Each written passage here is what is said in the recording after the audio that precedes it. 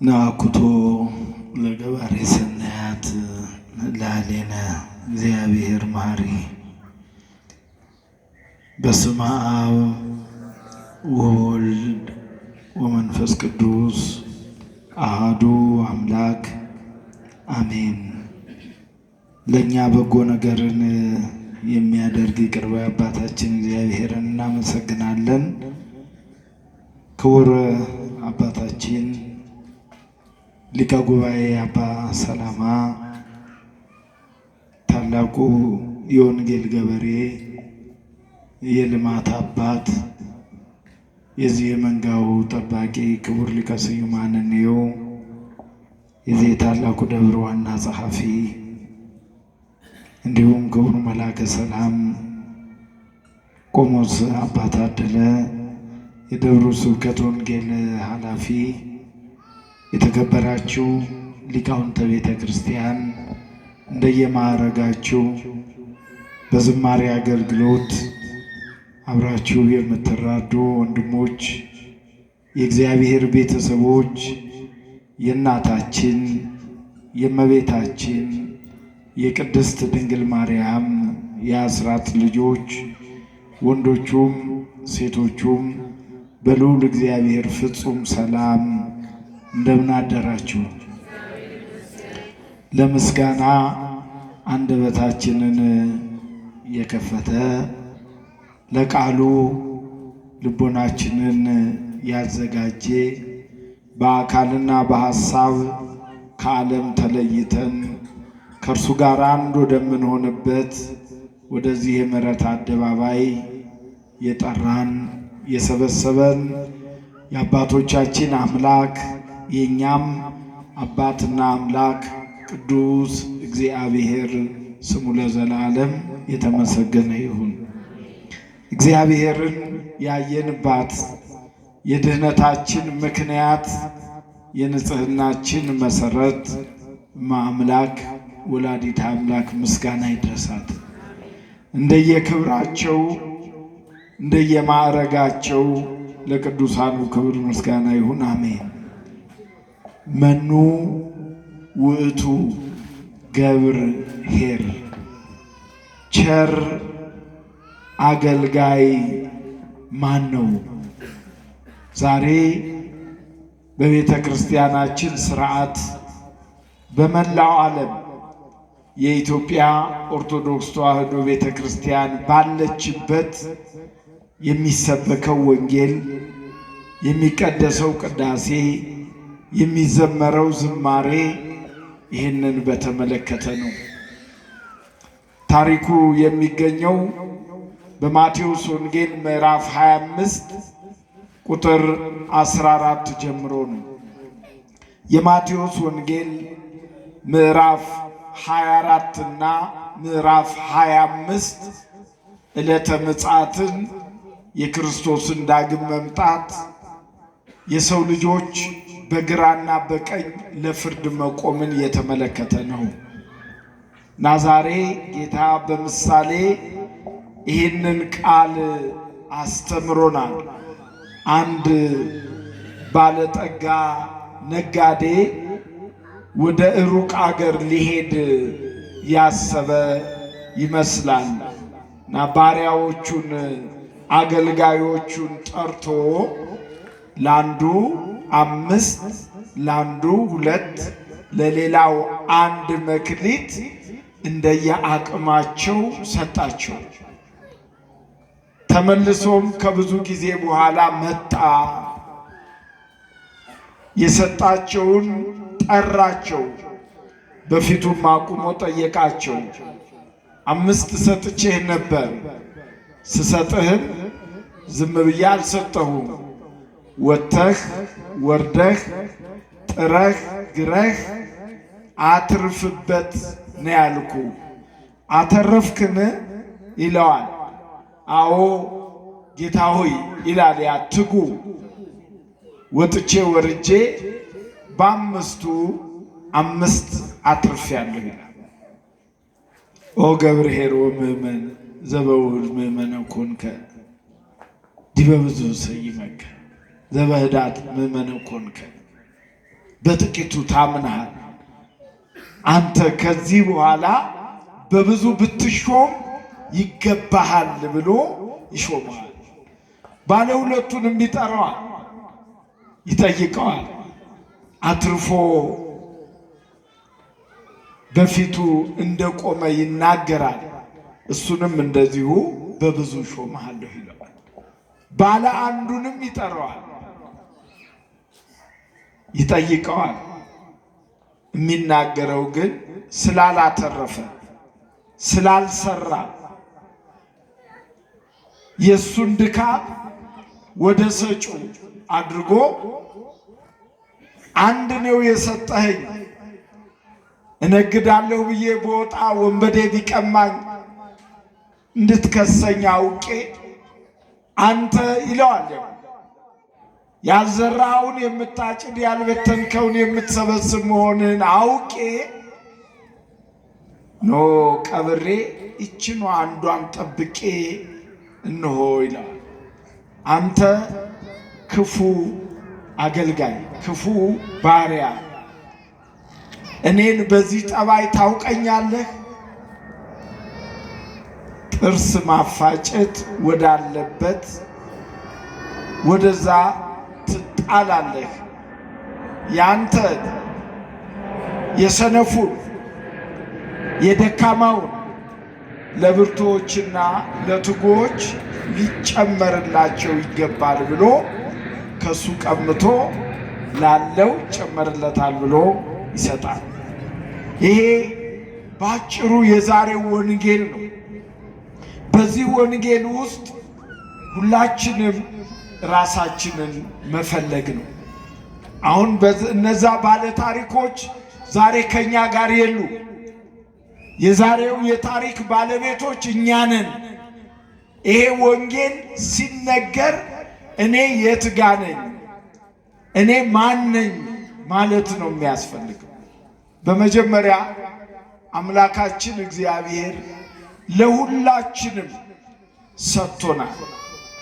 የሰጠን ባድሎ ሳይሆን በአቅማችን ነው። ሰው ሲሰጥ አብዝቶ ለሚወደው አብዝቶ ሊሰጥ ይችላል፣ አቅሙ ቢኖረውም ባይኖረው። እግዚአብሔር ግን እንዲህ አይደለም። ለሚወደው የሚሰጠው በአቅሙ ነው።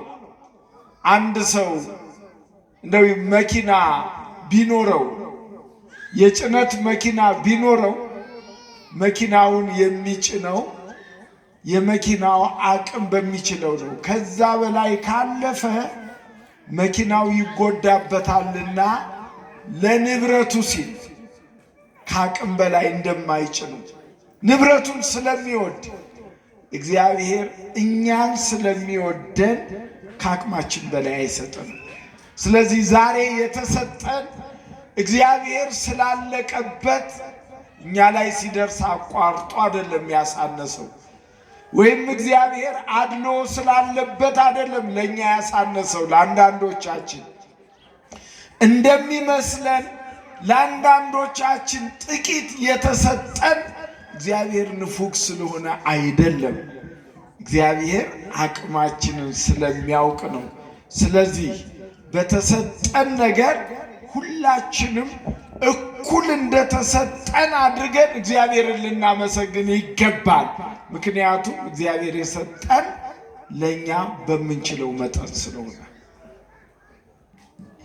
አሁን ባለ ሁለቱ ባለ አምስቱን ቢያይ ኖሮ ማትረፍ አይችልም ነበር። ባለ አንዱን የጎዳው ባለ አምስቱንና ባለ ሁለቱን እያየ እንዴት ከነሱ እኩል አልሰጠኝም ብሎ ነው። እንዲህ ይላል ጠቢቡ ሰሎሞን በመጽሐፈ መክብብ ምዕራፍ 5 ቁጥር 15 ላይ ከእናቴ ሆድ ራቁቴን እንደወጣው እንዲሁ ወደ መጣው ይመለሳል፣ ከጥረቱም በእጄ ሊወስድ የሚችለው ምንም አይገኝም። ከእናቴ ሆድ እንደ አነሰን እንኳ ብንል ያው ያነሰውም ነገር ቢሆን ከእግዚአብሔር የተሰጠ እንጂ ከኛ ምንም ነገር ይሆን የለም። ስለዚህ ዛሬ እዚህ መካከል በኑሮ የምንራራቅ ሰዎች እንኖራለን። ታላላቅ ህንፃ ፎቅ ያላቸው ሰዎች አሉ። ደግሞ በኪራይ ቤት የምንኖር እንኖራለን። መኪና ያላቸው ብዙ ዋጋ የሚያወጣ አሉ። መካከለኛ ኑሮ የምንኖራለን። በባዶ እግራችን የምንሄዳለን። ግን በባዶ እግር የሚሄደው ሰው ጤነኛ ነኝ አይደለሁም ብሎ ነው እንጂ ማሰብ ያለበት እንደዚህ ሰው ለምን መኪና አልሰጠኝም፣ እንደዚህ ሰው ለምን ፎቅ አልሰራሁም ሊል አይገባም። እግዚአብሔር ባደረገልን ነገር ሁሉ አመስጋኞች ነው መሆን ያለብን። በእኛ ያለው ከእኛ ጋር የሚኖረው እኛ በዚህ ምድር እስካለን ድረስ ነው። ፎቅም ይሁን መኪናም ይሁን እንኳን ሌላው አካላችን እንኳን ይሄ ስጋ እንኳን ከኛ ጋር የሚኖረው እኛ በዚህ ምድር እስካለን ድረስ ነው። ይዘነው የመጣነው ነገር የለም፣ ይዘነው የምንሄደው ነገር የለም። ስለዚህ በዚህ ጉዳይ አመስጋኞች እንድንሆን እግዚአብሔር ይርዳን። አሁን ባለ አምስት እነማን ናቸው? ባለ ሁለት እያልን ወደ ትንተናው አንገባም። ግን ባለ አምስቱ ሰው ብዙ ስለተሰጠው አይደለም ያተረፈው የተሰጠበት ዓላማ ስለገባው ነው። እግዚአብሔር አምስት የሰጠው ለማትረፍ እንደሆነ ዓላማው ስለገባው ነው። በእኛ ያለው ለእኛ የተሰጠን ነገር ለምን እንደተሰጠን ገብቶናል ወይ? ለምን እንደተሰጠን አሁን ዛሬ የምናከብራቸው ቅዱሳን ጻድቃን ዛሬ ለክብር የበቁት ትናንት በዚህ ምድር ላይ እንደኛ ሰው ሆነው በነበሩበት ሰዓት እግዚአብሔር በሰጣቸው ነገር ስላገለገሉ ነው። ያዕቆብ መልእክት ምዕራፍ 2 ቁጥር 15 ላይ ኤልያስ እንደኛ ሰው ነበር ይላል። አያችሁ፣ እነ ገብረ መንፈስ ቅዱስ፣ እነ ቅድስት አርሴማ፣ እነ ቅዱስ እስጢፋኖስ፣ እነ ቅዱስ ጊዮርጊስ እና አቡነ ተክለ ሃይማኖት እንደኛ ሰው ነበሩ። ግን አሁን በክብር ከኛ ለምን ተለዩ ካል ስላተረፉ በሉቃስ ወንጌል ምዕራፍ 16 ቁጥር 16 ላይ የሚገርም ታሪክ አለ። አልዓዛር የሚባል አንድ ድሃ ነበር። ነዌ የሚባል ባለጠጋ ነበር። ድህነታቸውና ባለጠግነታቸው በሀብት ብቻ ሳይሆን በእምነትም ጭምር ነው። ባለጠጋው የኃጢአት ባለጠጋ ነበር። ይሄ ድሃው አልዓዛር ደግሞ በመንፈስ ድሃ የሆነ ሰው ነበር። በመንፈስ ድሆች የሆኑ ብፁዓን ናቸው። ሁለቱም ሞቱ ይላል እና ታሪኩን ቤታችሁ አንብቡት።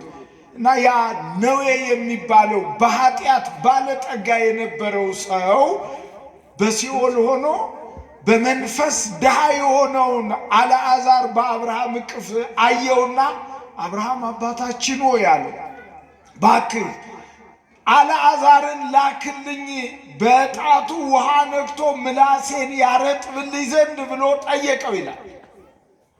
ይሄ ለትምህርት የተጻፈ ቃል ነው። ያው በሲኦል ውሃ መጠማት መራብ ኖሮ አይደለም። የምንጠማው ጽድቅን ነው፣ ክብርን ነው፣ ቅድስናን ነው። እና እንደዛ ሲለው አብርሃም ምን አለው? በአንተና በእኛ መካከል ታላቅ ገደል አለ፣ ያውም በምድር የሰራ ነው ስራ ነው አለ።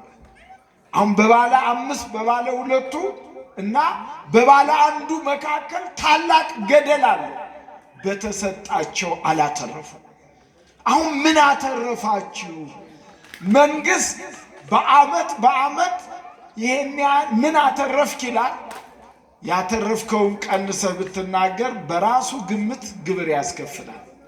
የኛ ጌታ ግን በአጠቃላይ በሕይወት ዘመናችን ምን አተረፋችሁ ብሎ የሚጠይቀን አንድ ጊዜ ነው። በየዓመቱ አይጠይቅም፣ በየቀኑ አይጠይቅም። አንድ ጊዜ ግን እርሱ የሚጠይቅበት ጊዜ አለ። ያንን እያሰብን እንድንሰራ ነው። ያንን እያሰብን እንድንኖር ነው። ምን አተረፉ? ልጅ በመውለዴ ምን አተረፉ? አሁን መክሊት ነው እኮ የሰጣቸው አይደል? ልጅ መክሊት ነው። መክሊት ገንዘብ ብቻ አይደለም። እውቀት መክሊት ነው። ጉልበት መክሊት ነው። ምን አተረፍኩኝ? በገንዘቤ ምን አተረፍኩ? እስኪ ተመልከቷቸው። ኢትዮጵያውያን ነገስታትን ተመልከቱ። እምነት ምን እንደሆነ ጽድቅ ምን እንደሆነ ስለገባቸው እነ ሚኒሊክ እና አፄ ኃይለ ሥላሴ ወደኋላም እነ ዘርዓ ያዕቆብ እነ ቅዱስ ላሊበላ እነ ቅዱስ ይምርሃ እነ ናኩቶ ለአብ እነ አብርሃ ወአጽብሃ እነ አፄ ፋሲል እነዚህ ሁሉ አገር እየመሩ አገር እያስተዳደሩ ቤተ መንግስት ሳይሆን ቤተ ክርስቲያን ነበር የሚሰሩት። ዛሬ ከሰሩት ቤተ መንግስት ይልቅ ስማቸው እየተጠራ ያለው በሰሩት ቤተ ክርስቲያን። መክሊታቸውን በምንድን ነው ማተርፈው ብለው ሲያስቡ በቤተ መንግስት ሳይሆን በቤተ ክርስቲያን እንደሚያተርፉ አወቁት። ስለዚህ እኛ በምንድን ነው የምናተርፈው ነው? አያችሁ፣ በገንዘባችን ምንድን ነው የምናተርፈው? በእውቀታችን ምንድን ነው ትርፋችን? በጉልበታችን ምንድን ነው ትርፋችን? በትዳራችን በልጆቻችን ምንድን ነው ትርፋችን? ይሄን እንድናስብ ነው ዛሬ። ትዳርን የሚሰጥ እግዚአብሔር ነው። ልጅን የሚሰጥ እግዚአብሔር ነው። የእውቀት ባለቤት እግዚአብሔር ነው። የጉልበት ባለቤት እግዚአብሔር ነው። ገንዘብም የሚገኝ ከእግዚአብሔር ነው። የሁሉ መገኛ እግዚአብሔር ነው። ስለዚህ እግዚአብሔር በሰጠኝ ምን አተረፍ? እስኪ ለዛሬ ቢያንስ ወንጌሉ እንዲሰበክ የታዘዘው 1 ሳምንት ሙሉ ነው። ግን እስኪ ዛሬ ቢያንስ ዕለተ ሰንበት ስለሆነ ከቤታችን እስክንደርስ ከዛም በኋላ ከቤተሰብ ጋር እንመካከር። እስኪ ምን አተረፉ? ከራሳችን ጋር እንመካከር። ለዚህ ነው አያችሁ ቤተ ክርስቲያን ለመስራት ታቦት አቁማ ቤተ ክርስቲያን ገንዘብ አምጡ የምትላችሁ ለትርፋችሁ ነው፣ ለጥቅማችሁ ነው። አስራታችሁን አውጡ የምትላችሁ ለጥቅማችሁ ነው። ጠቢቡ ሰሎሞን በመጽሐፈ ምሳሌ ምዕራፍ 16 ቁጥር 8 ላይ በጽድቅ የሚገኝ ጥቂት ነገር በአመፃ ከሚገኝ ብዙ ትርፍ ይሻላል ይላል። በጽድቅ የሚገኝ ጥቂት ነገር። አሁን በጉቦ በተለያየ ነገር ሀብት የሚሰበስብ ሰው ሁልጊዜ ሀብቱን ባየው ቁጥር ስጋት ነው የሚያድርበት። ነገ ይወረስ ይሆን?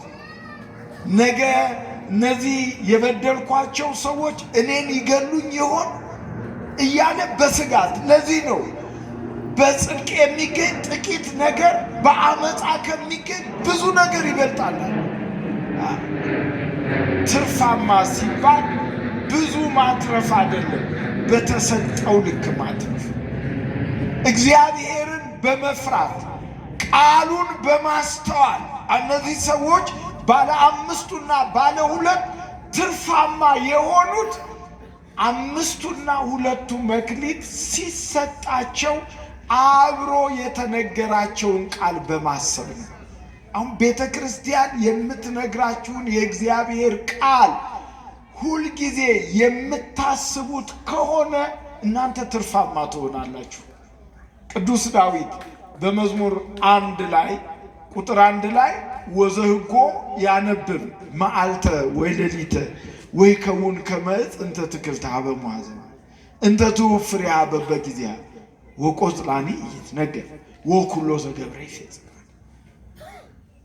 ይህንን ያለ በቀንም በሌሊትም የሕጉን መጽሐፍ የሚያነብ ሰው አለ በወንዝ ዳር እንደተተከለ ዛፍ ቅጠሉም ሁልጊዜ ለምልሞ እንደሚታይ እንደዛ ነው። ወኩሎ ዘገብረ ይፈጽም፣ ቃሉን የሚፈጽም ሰው በቀንም በሌሊትም። በሉቃስ ወንጌል ምዕራፍ 2 ቁጥር 36 በጣም የሚያስገርም አንድ ታሪክ አለ። ከዚህ ቃል ጋር አብሮ የሚሄድ ከነቢያት ወገን ከአሴር ወገን የምትሆን የፋኑኤል ልጅ ሐና የምትባል አንዲት ሴት ነበረች። አንዲት ሴት ነበረች። እሷም ከድንግልናዋ ጀምሮ ከባሏ ጋር 7 ዓመት ኖረች ይላል። ከባሏ ጋር 7 ዓመት ኖረች። ይህች ሴት ከዛም ጊዜ ጀምሮ ከዛን ጊዜ ጀምሮ ለ86 ዓመት በቀንና በሌሊት በቤተ መቅደሱ ታገለግል ነበር ይላታል። እንግዲህ ሰው ይህን ያህል ዘመን አገልጋይ ለመሆን ለምን ወደደ? ይህን ያህል ዘመን 86 ዓመት ሙሉ ማገልገል ጥቅሙን ስላወቀች ስለገባ በቀንና በሌሊት በቤተ መቅደሱ ታገለግል ነበር የሚል ነው የተጻፈ። እኛ እኮ አንዳንዶቻችን በሳምንት አንድ ቀን ነው የምንመጣው፣ ያውም ጠዋት ነው የምንመጣው። ለካ ሌሊትም ማገልገል ይቻላል። ለካ ሌሊትም ማገልገል ነበረብን። አያችሁ፣ ካህናት አባቶቻችን በቀን ብቻ ቅዳሴውን ቀድሰው የሚሄዱ አይደሉም። በሌሊትም ሰዓታት ማህሌት ይቆማሉ። የኛ የኢትዮጵያ ኦርቶዶክስ ተዋሕዶ ቤተክርስቲያን ልዩ የሚያደርጋት አንዱ ይሄ ነው። የሌሎቹን የእምነት ድርጅት ተመልከቱት። የሚከፈተው ጠዋት ነው። አገልግሎት የሚሰጠው ቀን ነው። በእነሱ ዘንድ ሌሊት የእንቅልፍ ሰዓት ነው። በእኛ ግን እንዲህ አይደለም። ቅዱስ ዳዊት እንዳለው በሌሊት አንስኡ እደዊክሙ በቤተ መቅደስ ወባርክዎ ለእግዚአብሔር። በሌሊት በቤተ መቅደስ እጃችሁን አንሱ፣ እግዚአብሔርን አመስግኑ። ለዚህ ነው እነ ሊቁ አባ ጊዮርጊስ ዘጋስጫ የቀንም የሌሊትም ሰዓታት ከእግዚአብሔር ተገልጾላቸው እየደረሱት። ስለዚህ መኑ ውእቱ ገብርኄር፣ ማን ነው ቸር አገልጋይ? ማን ነው? እግዚአብሔር እኮ ማን ነው ብሎ ይጠይቃል።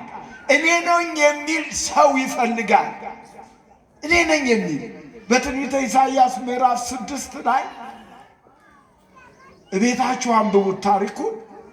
ወደ ሕዝቤ ማንን ልላክ አላያችሁ? እግዚአብሔር ሰው የሚፈልግበት ጊዜ አለ። ሰው አንዳንድ ጊዜ ሰው ጠፍቶ ሰው የሚፈለግበት ጊዜ አለ። አሁን ለዚህ ብዙ ጊዜ የምንጠቅሰው ሶቅራጥስን ነው። መብራት ይዞ በገበያ መሃል ሰው ፈለገ ይላል። እረ ከሶቅራጥስ ይልቅ እግዚአብሔር ሰው ይፈልጋል። አያችሁ፣ ሰው ማንን ልላክ ወደ ሕዝቤ አለ። ኢሳይያስ ምን አለ? ጌታ ሆይ እኔ ያለዋል። አሁን ቤተ ክርስቲያን ሰው የምትፈልግበት ሰዓት ነው። እንኳን ቤተ ክርስቲያን አገራችን ኢትዮጵያ ሰው የምትፈልግበት ሰዓት ነው። አሁን ኢትዮጵያ ምድረ በዳ ሆናለች፣ ሰው አልባ ሆናለች። ሰው አልባ ድሮን ይባላል እንጂ እኛን የጎዳን ሰው አልባ አገር ነው። ሰው ቢኖር ኖሮ ኢትዮጵያ እንዲህ አትሆንም። ስለዚህ ሰው እንሁን። እስኪ ዳዊት ልጁ ሰሎሞንን ሰው ሁን እንዳለው ሰው እንሁን። አገር እንዲኖረን ሰው እንሁን። እምነት እንዲኖረን ሰው እንሁን። አገሪቱም ቤተ ክርስቲያኒቱም ሰው ትፈልጋለች። ቸር አገልጋይ፣ ቀማኛ አይደለም፣ ሌባ፣ ወንበዴ፣ አስመሳይ አይደለም። ቸር አገልጋይ ሲሾም ለማገልገል የሚሾም ድሃውን ከባለጸጋው የተማረውን ካልተማረው ለማገልገል የራሱን ቤት ለመስራት ሳይሆን የእግዚአብሔርን ቤት ለመስራት ሰው ይፈልጋል። አያችሁ፣ ስለዚህ እግዚአብሔር ሰው ሲፈልግ እኛ አለን ብለን መቆም አለብን። ትምህርቱ ሰፊ ስለሆነ አጠር ለማድረግ ያህል በማቴዎስ ወንጌል ምዕራፍ 20 ቁጥር 26 ላይ በእናንተስ እንዲህ አይደለም፣ ነገር ግን ማንም ከእናንተ ታላቅ ሊሆን የሚወድ የእናንተ አገልጋይ ይሁን ይላል።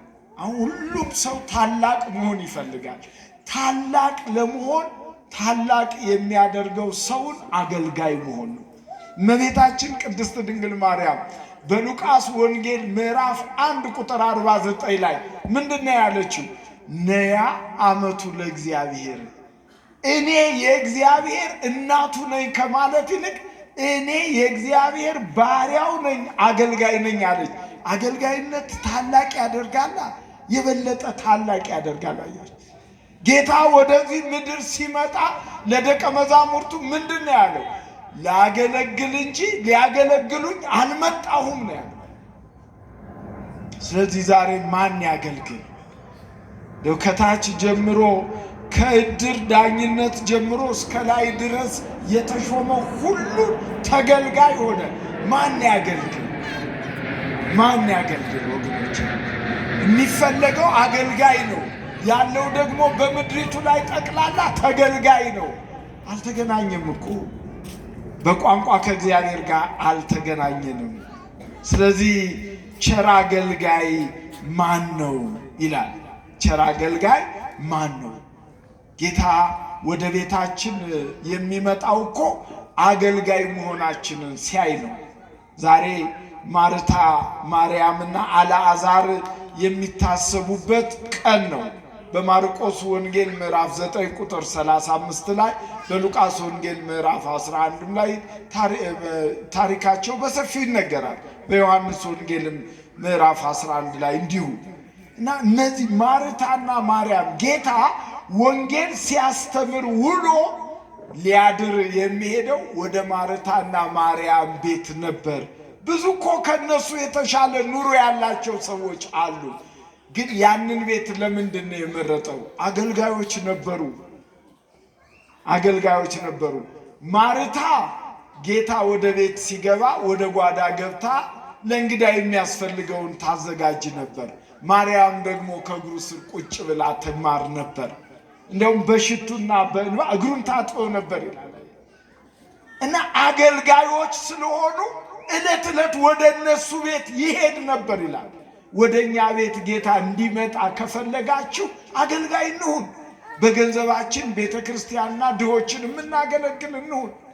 በእውቀታችን አገርና ሕዝብን የምናገለግል እንሁን። አገር ከሌለች ቤተ ክርስቲያን የለችም። አገር ከሌለ እኛ የለንም። ስለዚህ ማን ነው ቸር አገልጋይ? ማን ነው? እስኪ እኔ ነኝ የሚል እንግዲህ ትምህርቴን ሳጠቃልለው የእግዚአብሔር ቤተሰቦች ሁላችንም ብንሆን አገልጋይ ለመሆን ራሳችንን እናዘጋጅ። የህሊና ዝግጅት ያስፈልጋል። ሰው ሁሉ ሲሾም በላተኛ የሚሆነው እኮ አገልጋይ ለመሆን አስቀድሞ ስላልተዘጋጀ ነው። በመጽሐፍ ምሳሌ ምዕራፍ 14 ቁጥር 35 ላይ አስተዋይ አገልጋይ በንጉሥ ዘንድ ይወደዳል፣ በሚያሳፍር ላይ ግን ቁጣ ይሆናል ይላል። አስተዋይ አገልጋይ በንጉሥ ዘንድ ይወደዳል። ጌታ ቸር አገልጋይ ማን ነው ብሎ በጠየቀ ጊዜ ባለ አምስቱንም ባለ ሁለቱንም የወደዳቸው ስላተረፉ። አሁን በትርፉ ጌታ አይጠቀምም። መቼ የኛ ትርፍ የጌታን ጎዶሎ አይሞላም። የኛ ትርፍ የሚያከብረው መልሶ እኛን ነው። የጌታ ዓላማ እኛን ማክበር ስለሆነ ነው እኛ ትርፋማ እንድንሆን የሚፈልገው። ስለዚህ ለጥቅማችን ነው የሚቆጣጠረን፣ ለጥቅማችን ነው፣ ለሱ ጥቅም አይደለም። ሕግ ያወጣልን እሱ ከሕግ በላይ ነው። እኛ በሕግ ኖረን እንድንጠቀም ነው።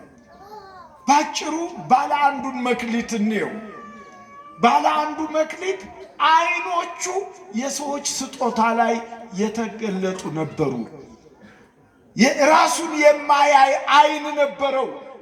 እግዚአብሔር ለእኔ ምን ሰጠኝ ሳይሆን ለሌሎች ምን ሰጠን እያለ እግዚአብሔርን የሚያማርር ሰው ነበር። ብዙዎቻችን ችግራችን ይሄ ነው። በያዝነው ነገር ሳንረካ፣ በያዝነው ነገር ሳንደሰት ተጨማሪ ነገር እንጠይቃለን።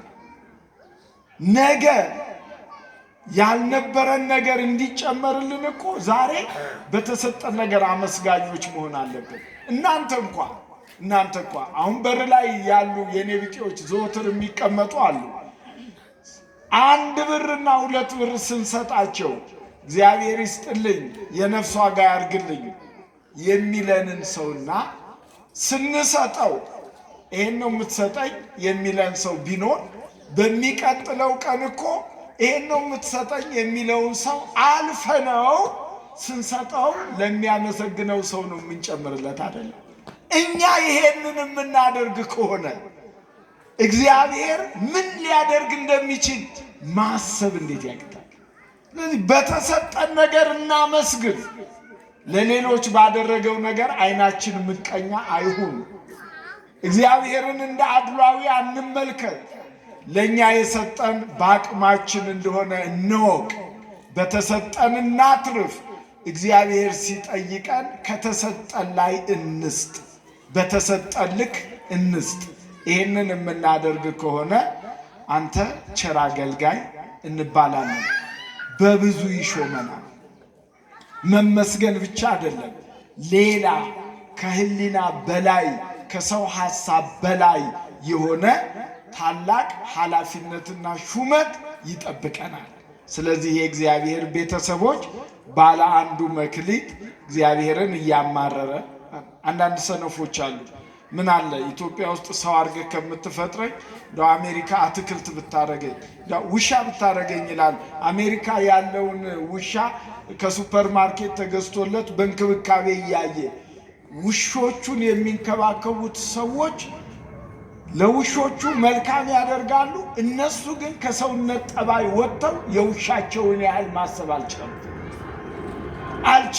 ያን ያህል ዘግጠው ወርደዋል። ስለዚህ እኛ ለሰዎች የተደረገውን እያየን ከማማረር ይልቅ ለእኛ በተደረገልን እናመስግን። ይህንን እንድናደርግ አምላካችን እግዚአብሔር ቸር አገልጋይ ማን ነው ብሎ ሲጠይቅም እኔ ያለው ለማለት የምንበቃበትን አስተዋይ ልቦና ብሩህ አእምሮ ያድለን። መኑ ውእቱ ገብር ኄር፣ ቸር አገልጋይ ማን ነው? እግዚአብሔር ለቤተ ክርስቲያን እንደነዚህ አይነት ቤተ ክርስቲያን የሚያንጹ አባቶች፣ ሕዝቡ ወንጌል እንዲሰበክ የሚያደርጉ አባቶች፣ ለሀገራችን ለኢትዮጵያ ድሃ ተበደለ ፍርድ ተጓደለ ብሎ የሚጨነቅ የሚያስብ ቅን መሪ አገልጋይ እግዚአብሔር ያድልልን። ይቆየን።